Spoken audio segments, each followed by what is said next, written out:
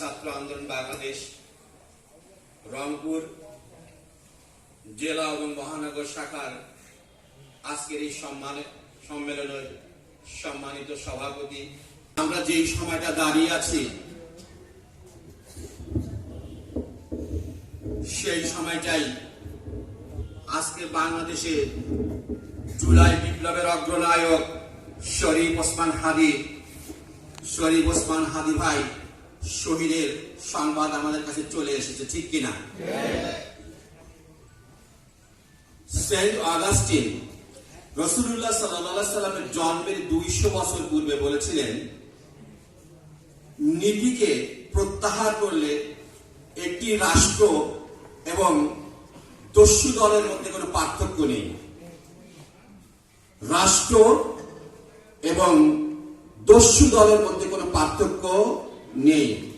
এই দস্যু দলকে গত 54 বছর থেকে আমরা বাংলাদেশে রাজনীতি করতে দেখছি, ঠিক কিনা?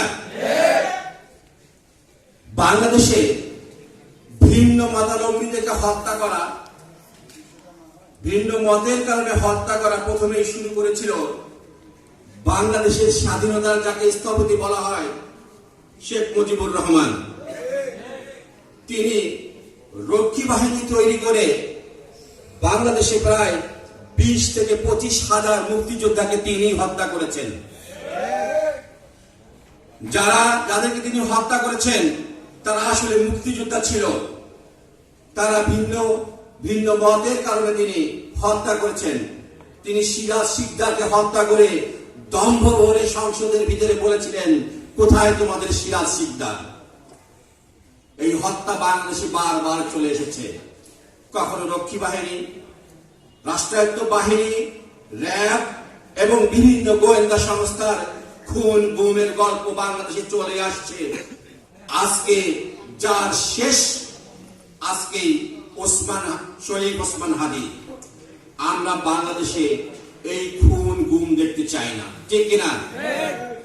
এই খুন গুম আর আমরা বাংলাদেশে দেখতে চাই না। যার কারণে পীর সাহেব চরমনায় বলেছেন, শুধু নেতা নয়, নীতির পরিবর্তন চাই। কি বলেন, ঠিক কিনা? শুধু নেতা নয়, নীতির পরিবর্তন চাই।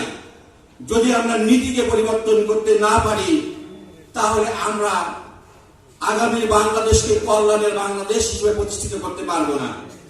মানুষের জান মাল ইজ্জত আবরুর নিরাপত্তা দিতে পারবো না। আমরা এই নীতির বাংলাদেশের জন্য আমাদের তাজা রক্ত, বুকের তাজা রক্ত ঢেলে দিতে রাজি আছি, ঠিক কিনা?